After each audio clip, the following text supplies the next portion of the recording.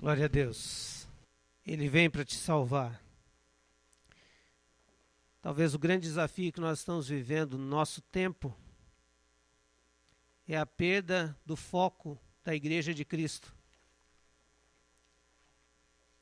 E essa perda do foco não é por maldade nenhuma. É porque o mundo que nós vivemos é muito bom. A realidade que nós temos é muito boa. E dia após dia nós começamos a acreditar que o grande projeto da nossa vida é viver dias bons, ter bons relacionamentos, ter um bom emprego, uma estrutura financeira agradável, viver com bons amigos, ter uma boa família, e os dias vão se passando até o momento em que as células não regeneram mais e a gente morre e ponto. E quando a gente olha para isso, a gente percebe que viver assim é viver como toda e qualquer pessoa no planeta Terra.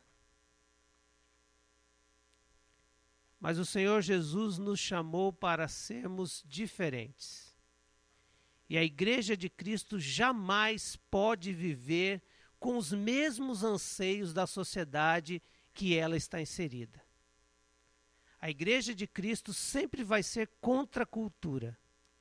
A Igreja de Cristo sempre vai ser alguém que vai levantar uma voz dizendo: esse jeito de viver, por mais que seja prazeroso, não é o jeito que o meu Senhor quer que eu viva. Por isso, eu estou à esperança de algo maior e melhor no porvir. Mesmo que vocês estejam se dando bem, e aparentemente eu não esteja me dando bem, mas no final, quem se dá bem é quem segue o Cordeiro Cristo Jesus. Essa é a mensagem do cristianismo. E é por isso que eu gostaria de passar esses tempos daqui para frente, não sei quanto tempo, meu irmão, estudando o livro de Apocalipse. E dentre todos os livros da Bíblia, este livro me traz exatamente o senso de uma mensagem pura e verdadeira a respeito da Igreja de Cristo. Para que eu e você não nos desviemos do foco, para que eu e você tenhamos bem claro para que e por que estamos neste lugar, para que vivemos, para que andamos, o qual é o projeto de Deus para a minha vida e para a sua vida. Por quê? Porque o tempo em que vivemos vai cada vez mais nos adormecendo.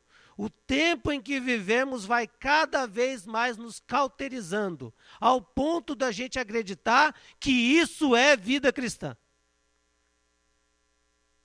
Então essa alegria, que na minha infância a gente chamava de alegria que o mundo dá.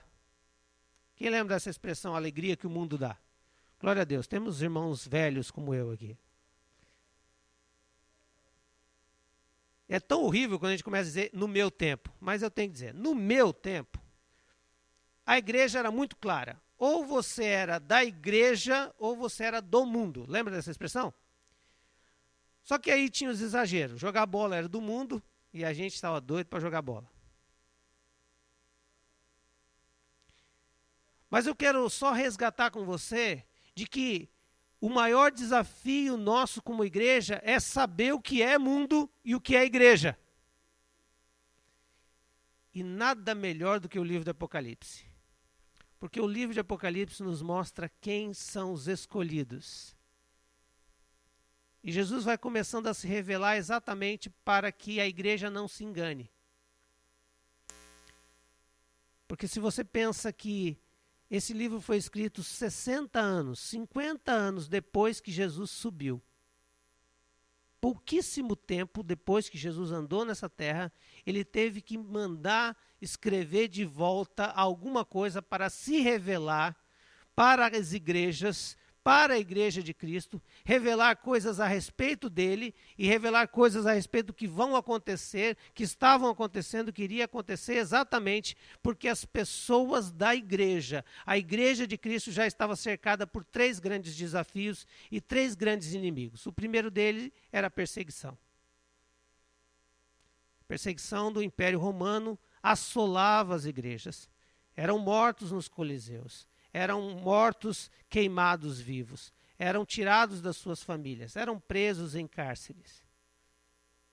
Mas a segunda grande inimigo da igreja era a frieza espiritual. É quando eu começo a acreditar que eu consigo conviver com o mundo e com Cristo. E talvez valha, em algum dos momentos que nós estivermos falando sobre este livro, dizer o que é mundo. Mundo é todo sistema que vai contra Deus. Mundo é todo sistema que vai contra Deus. Por isso futebol não é mundo, gente. Futebol é futebol. Dinheiro não é mundo. Dinheiro é dinheiro. O problema é o amor com que eu vivo em cima dele. Isso é mundo. E aí quando a gente começa a perceber no livro de Apocalipse, Jesus vai se revelando. E ele vai se revelando para dizer a terceira então, que eu estava falando, né? A terceira é que eles estavam entregando-se a outros ensinos, a outras doutrinas que estavam se infiltrando dentro da igreja. E quando eu olho para esses 3 grandes inimigos, eu vejo ele acontecendo hoje, nos nossos dias, na igreja de Cristo, comigo e com você. Por isso, eu desafio você a caminhar conosco nessa caminhada longa do Apocalipse. E a primeira coisa que eu quero dizer para você é que é o livro que vai revelar o que o seu Senhor tem para você daqui para frente. É aquele livro que você sabe que o teu Senhor está dizendo a respeito da vitória certa do Cordeiro, que é Ele na sua vida. Então, é o livro de vitória. Quem teme o Apocalipse é só o que está fora. O que está dentro celebra o Apocalipse. Quem está fora teme o Apocalipse. Mas quem já foi lavado no sangue do Cordeiro e que tem a marca de Deus e do seu Cordeiro, não teme o Apocalipse. O Apocalipse é apenas uma constatação daquilo que Jesus queria revelar. Então, se a revelação, queridos, não é nada desesperador, nem enigmático. E a gente vai ver muitas coisas por aí, e assim, algumas linhas teológicas que são um verdadeiro tratado matemático e estatístico para poder chegar a algumas conclusões a respeito do Apocalipse. Eu acredito que Jesus ri disso, porque na verdade o grande propósito era só revelar-se. Por isso eu quero continuar, porque nós já começamos, no versículo 9 até o versículo 20, onde João está agora narrando o que ele vê a respeito desse Jesus que se revela para ele, um Jesus glorificado, falando a João e entregando recados para a sua igreja. Diz assim, Apocalipse 1, versículo 9 até o 20. Eu, João, irmão e companheiro de vocês no sofrimento, no reino e na perseverança em Jesus, estava na ilha de Patmos por causa da palavra de Deus e do testemunho de Jesus. No dia do Senhor achei-me em espírito e ouvi por trás de mim uma voz forte como de trombeta que dizia: escreve no livro que você vê e envia a estas 7 igrejas: Éfeso, Esmirna, Pérgamo, Tiatira, Sardes, Filadélfia e Laodiceia. Voltei-me para ver quem falava comigo, voltando-me vi 7 candelabros de ouro, e entre os candelabros alguém semelhante ao filho de homem, com uma veste que chegava aos seus pés e um cinturão de ouro ao redor do peito. Sua cabeça e seus cabelos eram brancos como a lã, tão brancos quanto a neve, e os seus olhos eram como chama de fogo. Seus pés eram como bronze numa fornalha ardente, e sua voz como o som de muitas águas. Tinha em sua mão direita 7 estrelas. Da sua boca saía uma espada afiada de 2 gumes. Sua face era como o sol quando brilha em todo o seu fulgor. E quando vi, caía aos seus pés como morto. Então ele colocou a sua mão direita sobre mim e disse: Não tenha medo. Eu sou o primeiro e o último. Sou aquele que vive. Estive morto, mas agora estou vivo, para todo sempre. E tenho as chaves da morte e do Hades. Escreva, pois, as coisas que você viu, tanto as presentes como as que acontecerão. Este é o mistério das 7 estrelas que você viu em minha mão direita e dos 7 candelabros. As 7 estrelas são os anjos das 7 igrejas. E os 7 candelabros são as 7 igrejas. Feche seus olhos mais uma vez, vamos orar. Senhor, aqui está a tua palavra e ela necessita da tua clarificação. Ela necessita de que o Senhor transforme-a em verdades do Senhor. Ela diz que é revelação de Jesus Cristo. Por isso se revela a nós, Jesus. Sabemos, ó Deus, que temos vivido um tempo onde olhamos para a vida em igreja, a vida em comunidade, e talvez não a valorizamos tanto. Senhor, vivemos num tempo onde os nossos momentos contigo são tão superficiais e frios. E de repente nos deparamos com o Apocalipse, onde João, extasiado, vê coisas que o Paulo diria indizíveis. Mas ele relata para nós. Relata um Jesus glorificado, exaltado e cheio de poder. Senhor Jesus, nos perdoa porque não temos visto esse Jesus. Não temos tido essa real percepção de que Tu és o Todo-Poderoso assentado no sublime trono, que Tu és o que reina, que reinou e reinará pela eternidade, que foi morto e com Teu sangue foste compraste para Deus de todos os povos, línguas e nação, e nos constituiu reinos e sacerdotes. Senhor Jesus, perdoa-nos porque não temos Te visto assim. O Senhor tem sido tão humano para nós que não podemos dizer que caímos quase que mortos diante de uma revelação do Senhor.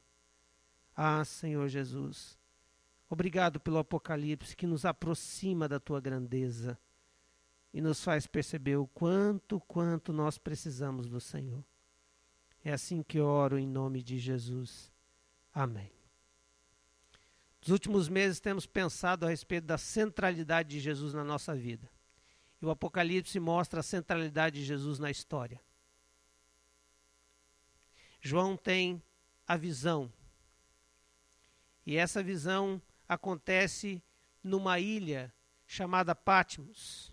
Eu, João, irmão e companheiro de vocês, no sofrimento, no reino, na perseverança em Jesus, estava na ilha de Patmos e por causa da palavra de Deus e do testemunho.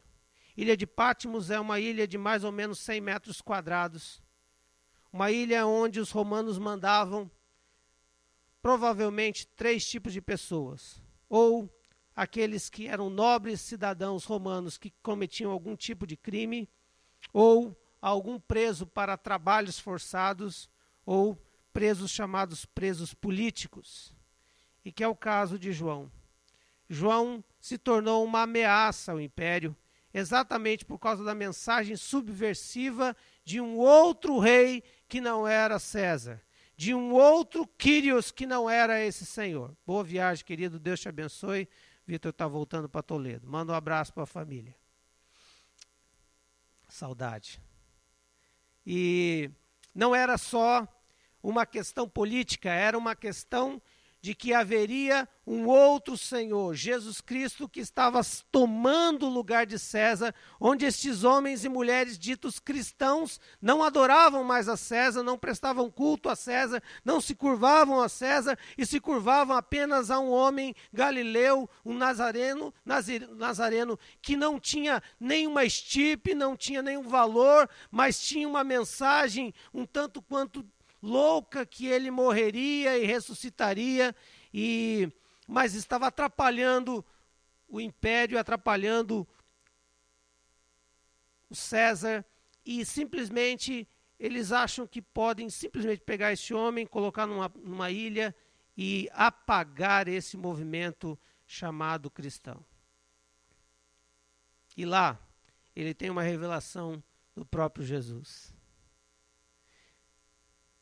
Quando o mundo, o sistema, quando os poderosos, quando tudo começa a dizer para você que a sua fé é vã,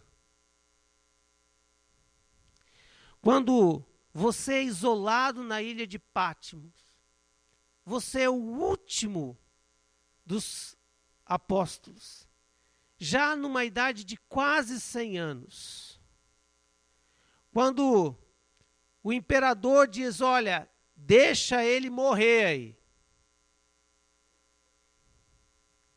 E de repente você talvez se sinta desamparado,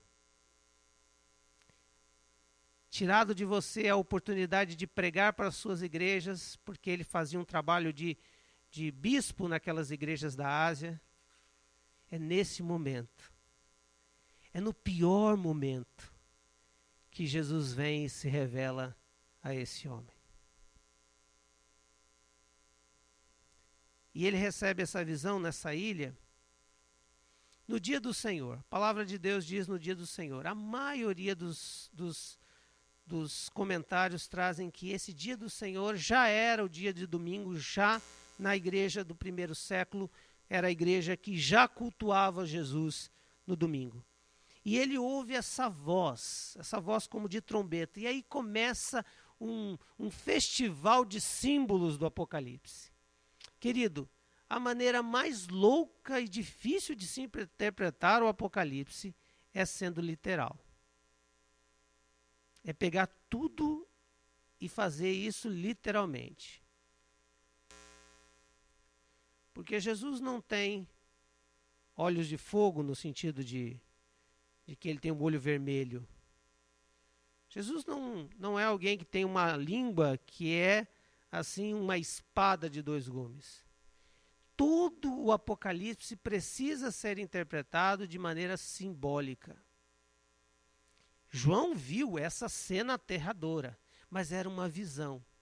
Exatamente para que ele pudesse transcrever para nós quem é Jesus. Qual é a sua grandeza, o seu poder. E, na verdade, Jesus é um ser tão poderoso, tão gracioso, mas ele veio na terra como homem. E quando ele veio como homem, ele veio de um jeito que a gente podia olhar para ele. Quando ele veio para a terra, ele era parecido com a gente. E a gente olhava e se via nele, porque ele tinha braços como a gente, ele tinha todas as estruturas do homem, e ele sobe aos céus, e ele continua tendo essa característica de homem, mas agora com o resplendor da glória dele. Então homem algum pode olhar para ele e não simplesmente ter o que João teve, o que Isaías teve, o que outros homens tiveram, quando tiveram contato com Deus Todo-Poderoso, viram face a face, de temer e cair como morto. E aqui, nessa ilha, Jesus chama João e diz, olha, eu tenho algo para dizer. Eu tenho algo para dizer para as igrejas. E quando fala aqui que Jesus tem um recado para as 7 igrejas, ele não tem um recado para aquelas 7 igrejas da Ásia, ele tem um recado para toda e qualquer igreja de todos os tempos. Porque o Apocalipse é um livro de símbolos e os números são o maior simbolismo de Apocalipse. O 7 aqui é um número que representa a totalidade, a perfeição. E por isso, quando Jesus diz que quer mandar um recado, escrever num livro e enviar essas 7 igrejas, Éfeso, Esmirna, Pérgamo, Tiatira, Sardes, Filadélfia e Laodiceia, ele está dizendo que essas 7 igrejas são como uma representação de toda a igreja dele em todo o tempo. A igreja que existiu no primeiro século, a igreja que existiu no segundo século, no século X, no século XX e a igreja que existirá até a sua volta. O recado é para toda a igreja de Cristo em todos os tempos, em todos os lugares. Há uma interpretação que diz que essas 7 igrejas são 7 períodos da história. Mas essa é uma interpretação muito complicada, porque o que Jesus queria era se revelar, ele queria deixar um recado, ele não queria deixar datas. Então, nessa interpretação, são 7 eras. E nessas 7 eras, 7 igrejas. E nessas 7 eras, 7 problemas que Jesus lista. Mas eu fico com aquilo que está aqui. Jesus queria falar algo para a igreja dele em todo o tempo. Tanto é que a partir do domingo que vem nós vamos fazer essas cartas para nós. Eu estava conversando com o pastor e ele me mostrou um material onde a Igreja Batista do Bacaxiri disse as 7 cartas para a Igreja Batista do Bacaxiri. E a partir do domingo que vem nós vamos ter os estudos das 7 cartas para a Igreja Batista Pioneira em Blumenau. Porque você e eu nos veremos em todas as recomendações de Jesus a todas essas igrejas aqui. Algumas serão advertências a nós. Outras serão promessas a nós. Mas nós nos veremos em toda e qualquer igreja, porque essa carta foi escrita para mim e para você, foi escrita para a igreja de Paulo, foi escrito para a igreja de Corinto, foi escrita para toda e qualquer igreja. E ali diz que os 7 candelabros, ele já não olha mais, não ouve essa voz como de trombeta, e ele volta para quem está falando com ele, porque ele queria saber quem estava falando, no versículo 12, mas ele vê 7 candelabros de ouro. E no versículo 20, talvez seja as 2 únicas coisas que tem uma interpretação já do próprio Jesus, que o versículo 20 diz que esses 7 candelabros são as 7 igrejas. Isso quer dizer que candelabro aqui é aquilo que era usado no Velho Testamento, onde os judeus chamam de menorá, onde dentro do templo havia um lugar onde havia esse candelabro, onde as luzes, aquelas velas jamais poderiam ser apagadas, porque representava a presença de Deus no meio do seu povo. Então, o candelabro aqui representa a presença de Deus no meio do seu povo, levando a luz. E a igreja de Cristo é a luz. Ela não é a luz, ela leva a luz. A igreja de Cristo precisa ser portadora da luz de Jesus para o mundo. Não é isso que está lá em Mateus 5,14? Vós sois a luz do mundo. Então, quando Jesus está dizendo, olha, eu quero que escreva essas 7 igrejas, eu quero que escreva essa igreja minha, porque eu tenho um recado para dizer para ela, e eu sou aquele que seguro os líderes dessa igreja, porque ele vai dizer lá na frente a respeito das 7 estrelas que estão na minha mão.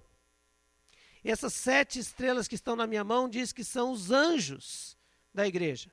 E a interpretação, várias interpretações, mas a mais convincente é que esses anjos são os líderes espirituais das igrejas. Era quem receberia essas cartas e teria a função de lê-las para as pessoas que estavam ali. Versículo 3 de Apocalipse 1, você pode perceber que ele diz, feliz aquele que lê as palavras dessa profecia e felizes os que ouvem e guardem o que nela está escrito, porque o tempo está próximo. Era esse jeito que se usava nas igrejas do tempo de Jesus. Recebia-se a carta, o líder recebia a carta, o pastor da igreja, o bispo da igreja, recebia a carta e ele lia para o povo. Então, a interpretação mais simples, mais objetiva, mais direta é que Jesus está escrevendo às igrejas e os anjos dessa igreja vão receber essa carta para transmitir, como mensageiros, como todo domingo alguém vem aqui e entrega o recado de Deus. Jesus está querendo reforçar que o plano dele de salvação passa pela igreja. Isso quer dizer, meus irmãos, que o tempo que a gente passa aqui, ele é expressão de igreja. Mas nós somos igreja todos os dias. Eu e você somos igreja de Cristo, a quem Ele deu a sua vida por mim e por você. E nós temos uma missão nesse mundo. Nós somos os luzeiros, nós somos os candeeiros, nós somos os candelabros. Então, um dos grandes apelos aqui para a leitura dessas cartas que nós vamos ter para frente é que você tenha consciência de que você é igreja. No corpo de Cristo não existem membros avulsos, não existem dedos solitários, corações que batem sozinhos, olhos que olham simplesmente o que eles querem ver, mas não estão associados a um corpo. Não existe isso no conceito de Jesus Cristo. Ele é a cabeça e nós somos o corpo. Então, nós vivemos um tempo onde cada vez mais o conceito de igreja tem se perdido. Porque eu posso ser igreja assistindo o programa na TV, eu posso assistir um culto e simplesmente me satisfazer, mas isso não é igreja. Igreja é corpo de Cristo.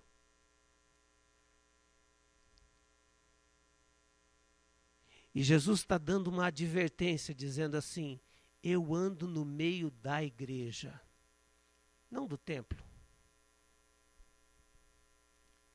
Eu ando no meio de vocês.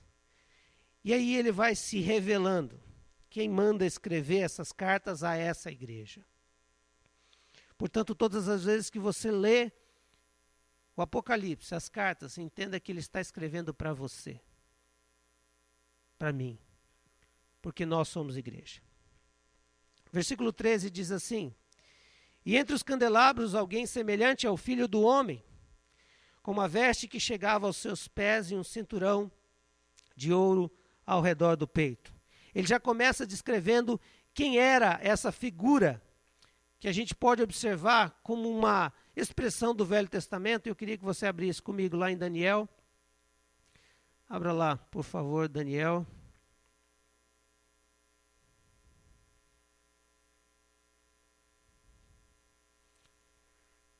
Daniel 7, 13 e 14.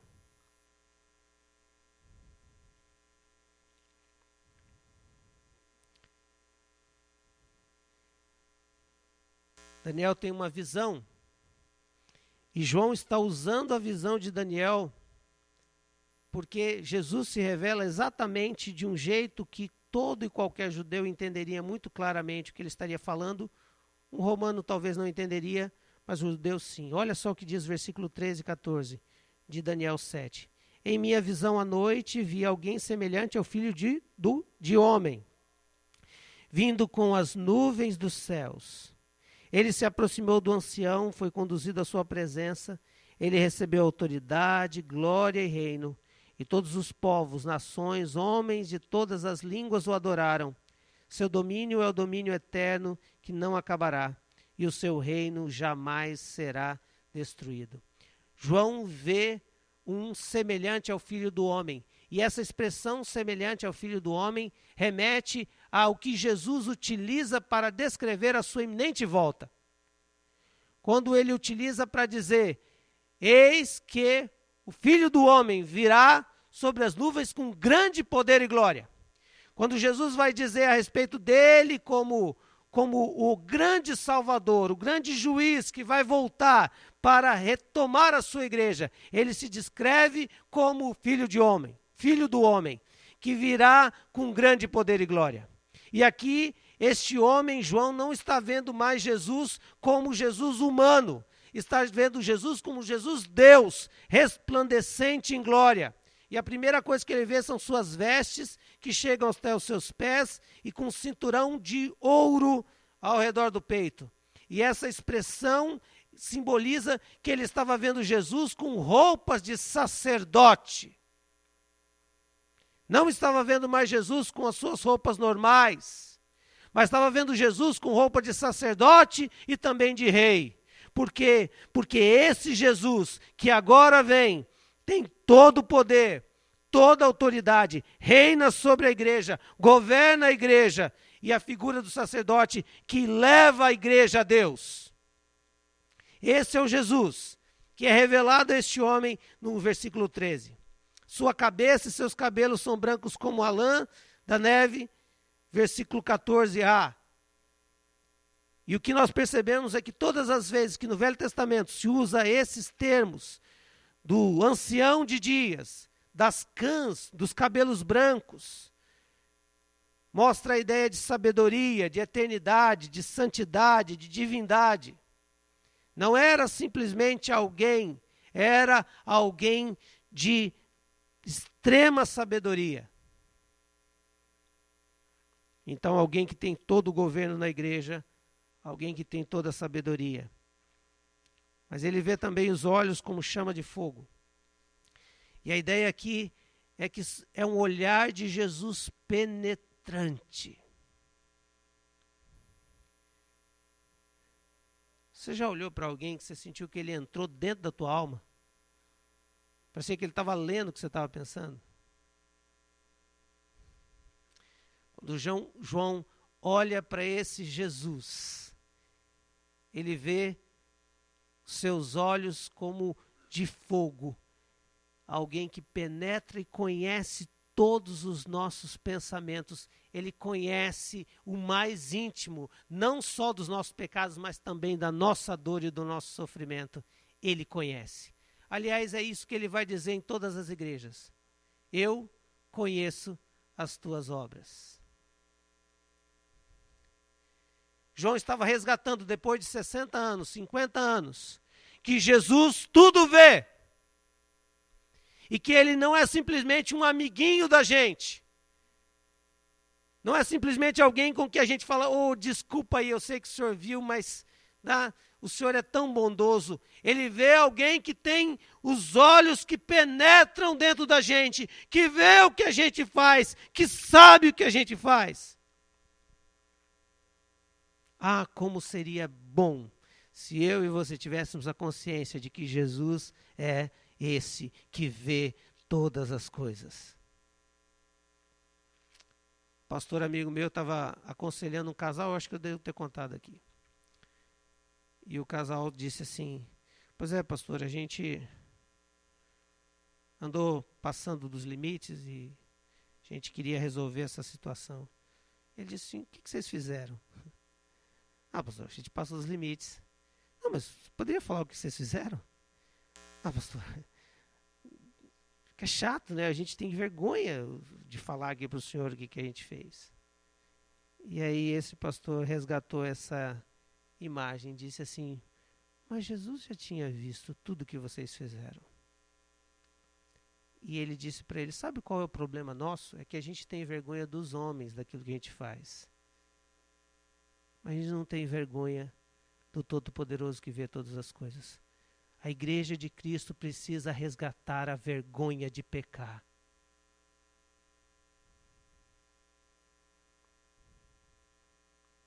Peguei o casal, mas pode pensar em qualquer outra coisa, queridos. A maneira como você trata sua esposa, seu esposo, seu filho. A maneira como você faz os seus negócios. Nós servimos a um Jesus que tudo vê. Seus olhos penetram dentro da gente. Ele sabe até a intenção que a gente faz. E não é para ter medo, é para temê-lo. Temer aqui no sentido de tremor e não daquele medo descabido.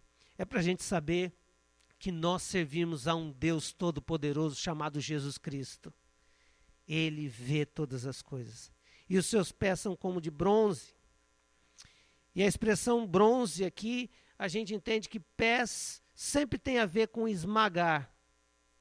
É por isso que no versículo 15 do capítulo 19 vai dizer que ele pisa o lagar do vinho da ira do Deus Todo-Poderoso. Jesus tem um poder, uma força de esmagar os seus inimigos e tudo aquilo que vai contra ele. Diz que a voz, como de muitas águas. A ideia aqui é de um poder profético de Jesus. O jeito dele falar era poderoso. Sabe quando você escuta uma palavra de Deus, quando aquilo estremece o teu coração? Imagine e multiplique isso por milhões.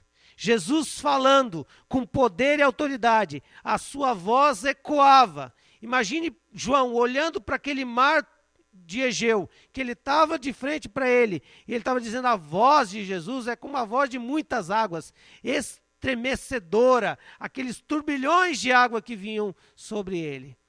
Esse Jesus que João vai observando e percebendo que tem mais coisas. E de repente ele olha, na mão direita dele tinha 7 estrelas. E a expressão aqui é que se 7 estrelas são as 7 igrejas, 7 anjos, 7 líderes, é que Jesus tem o domínio sobre a liderança dessa igreja. Jesus tem o cuidado sobre a liderança dessa igreja. Líder da igreja de Cristo está aqui na mão do Todo-Poderoso. E quando eu ouço isso, tenho 2 sentimentos. Primeiro, de temor. Porque eu e você somos líderes da igreja de Cristo, estão sendo governados por Jesus. E outro sentimento que eu tenho é que quando aqueles que brincam de ser líderes, que falam as heresias e pregam as heresias e vivem as heresias, que estão usando a igreja para benefício próprio, para ganhar dinheiro, para se enriquecer, Jesus está com eles aqui. E no momento que ele quiser, ele aperta isso e finda isso. No final, Jesus vai olhar para esses líderes e vai dizer assim, eu não vos conheço.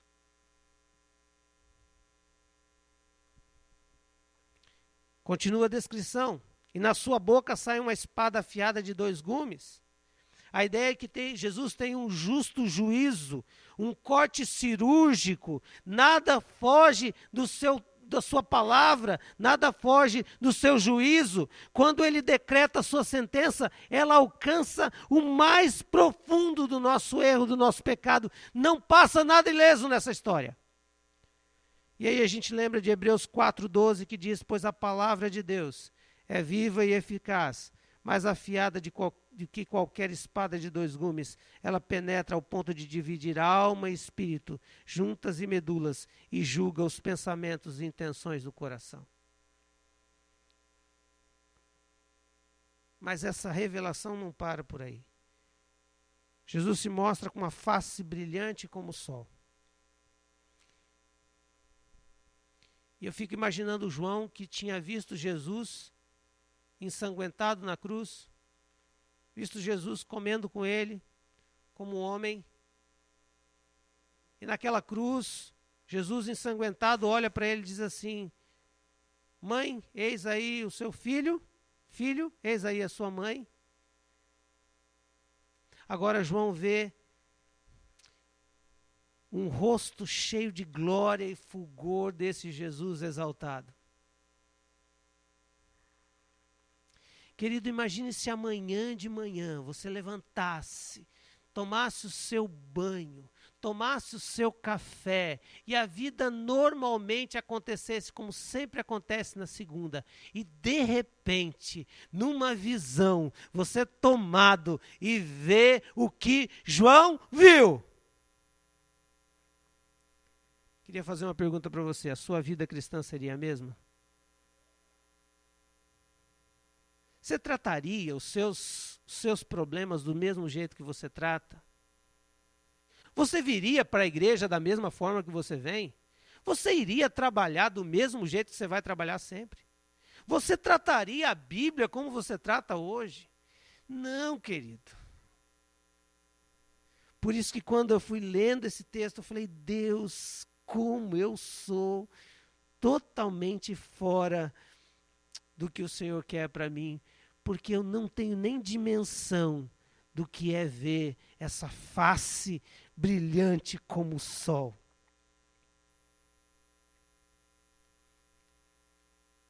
Depois disso tudo, o que acontece com João é o que deve acontecer com todo homem humano que tem um contato com o Todo-Poderoso. A Bíblia diz que ele cai como morto. Versículo 17. Quando vi, caí aos seus pés como morto. Então ele colocou a sua mão direita sobre mim e disse, não tenha medo. O que eu gosto de Jesus é que ele brinca com as coisas. Ele se revela tão poderoso que deixa a gente extasiado e depois ele diz para a gente não ter medo. E quando ele diz isso, ele está dizendo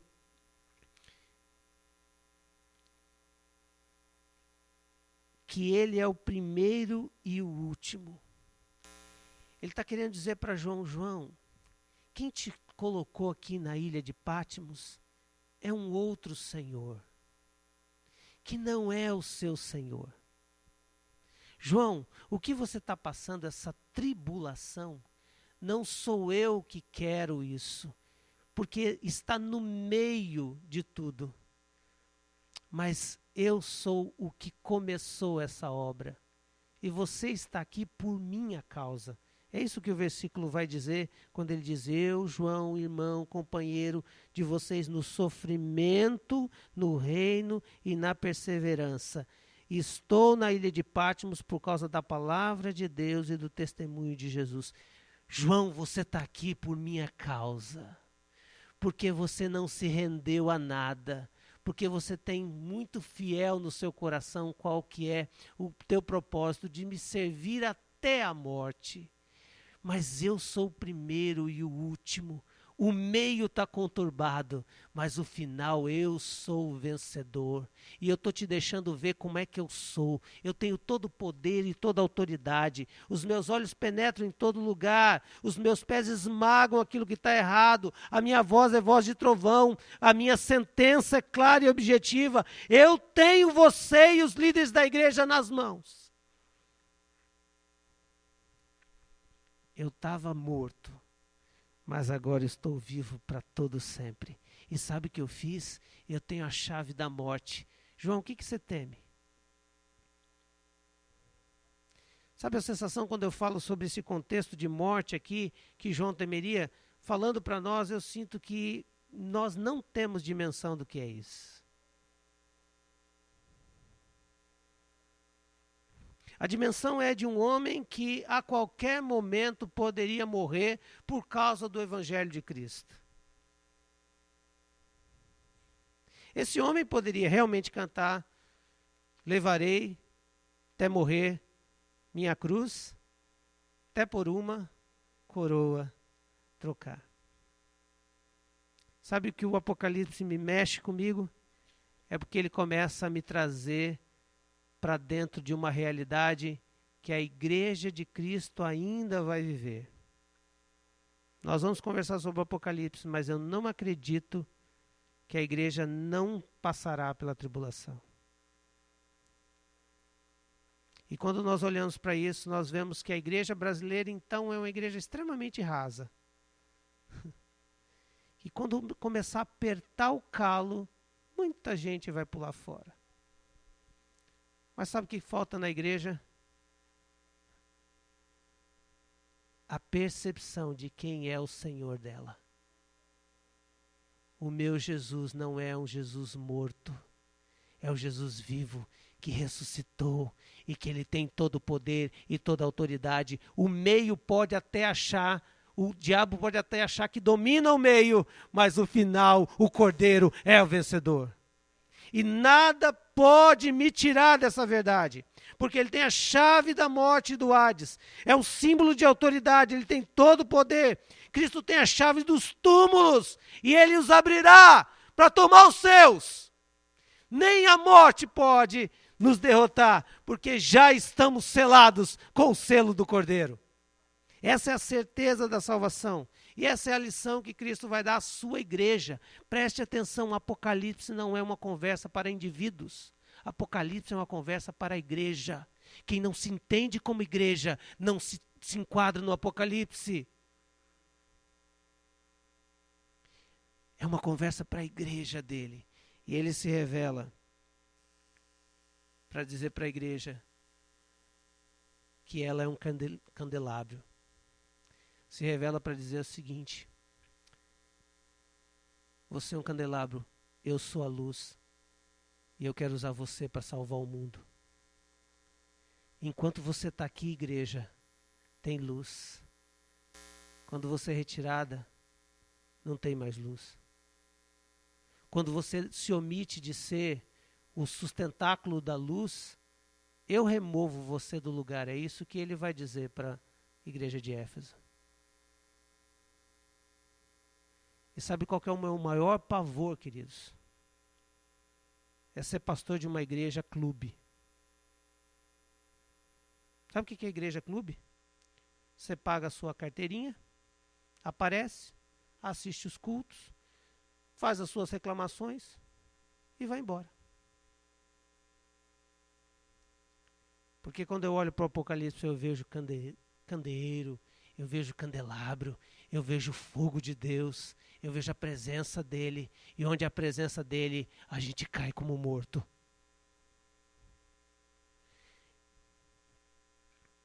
A igreja que sustenta o fogo de Deus na terra. Jesus está no meio da igreja dele. Vivo, ressurreto, sacerdote, conhecendo todas as coisas e cuidando dela.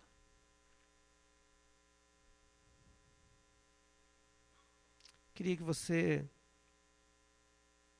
saísse daqui com uma percepção diferente. Se o seu evangelho é um evangelho extremamente cultural, onde você acha que o fato de ser participante de uma igreja é para que você tenha bons valores, quer dizer que isso não é igreja. Igreja é o lugar da presença de Deus. E ele se revela com poder e autoridade. E a gente faz dele a razão da nossa vida.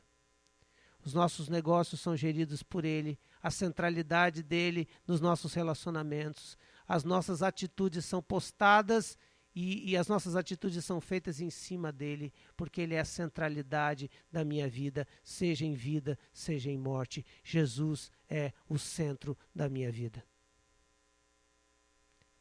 E aí a gente é igreja.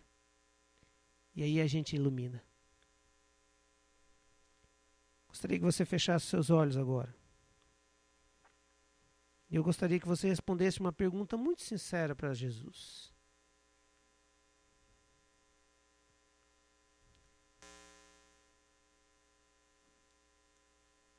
Como tem sido o seu relacionamento com Deus?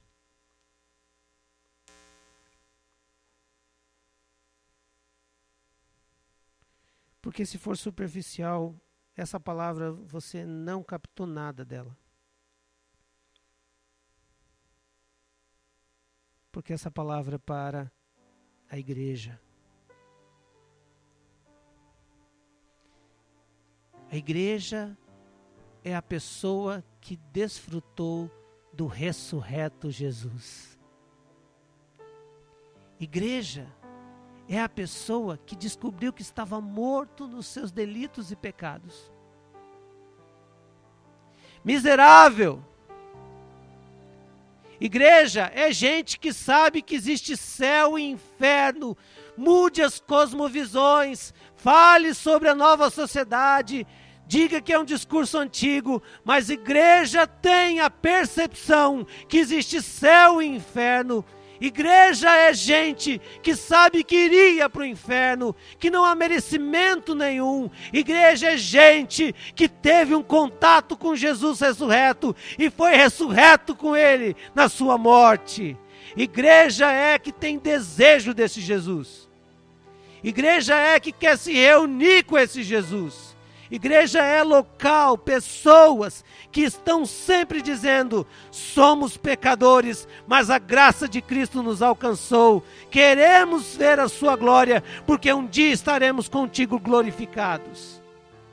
Igreja é que olha para o mundo, mas não se prende a este mundo, porque ele é temporário, seus valores não são eternos. A verdade é Cristo Jesus, e nós guiamos a nossa vida por Ele. Igreja é que quando vê a descrição de Jesus, sente vergonha, porque talvez nunca teve o vislumbre da glória dele. Ó Deus querido, nessa noite peço que o Senhor nos perdoe. Me perdoe como o líder dessa igreja. Porque talvez nós nunca percebemos o quanto Tu és Senhor. Que a centralidade da história chama-se Jesus Cristo. Até o mundo, cronologicamente, usa antes de Cristo e depois de Cristo. Mas a Sua igreja está adormecida, Senhor. Revela-te a nós, Senhor Jesus. Porque eu sei que quando o Senhor se revela na medida que nós possamos entendê-lo. Porque quando o Senhor se revela para que a gente se aproxime do Senhor e caia em adoração. Senhor, o meu sonho é que a Tua igreja viva momentos de adoração diante do Senhor, não só no culto, mas nas casas. Senhor, meu sonho é que as Bíblias sejam um dos objetos mais prazerosos nas casas dos crentes. Senhor Jesus, o que eu mais desejo é que na minha casa, os momentos de intimidade contigo sejam momentos, ó Deus, onde o meu coração se derrete diante do Senhor. O meu desejo, Senhor, é que o mundo seja apenas mundo para nós. E que Jesus seja o Senhor absoluto em todo momento. Revela-te, Senhor, a nós. Revela-te a nós. Com os teus olhos que tudo vê. Mas não para temermos como um espanto, mas para termos o temor e a vergonha da maneira como vivemos. Mas também, Senhor, nós pedimos que o Senhor venha com aquela voz mansa que o Senhor veio até João e disse: não tema, eis que estava morto e agora vivo para todo sempre. Escreve o que você está vendo às igrejas, para que elas possam perceber os seus erros. A igreja de Cristo seja levantada para viver nos últimos tempos o relacionamento verdadeiro com o seu Senhor. Ah, Jesus, o tempo dessa igreja é pouco. Todos nós aqui um dia morreremos, se não encontrarmos contigo na glória dos céus, que o Senhor não vier buscar a sua igreja. Muitos de nós, ó Deus, o nosso tempo está tão próximo. Pai, te peço que o Senhor faça um reagendamento das prioridades na nossa vida. E que seja Jesus Cristo centralidade da nossa história. É o que eu oro em nome de Jesus. Amém, Senhor. Amém.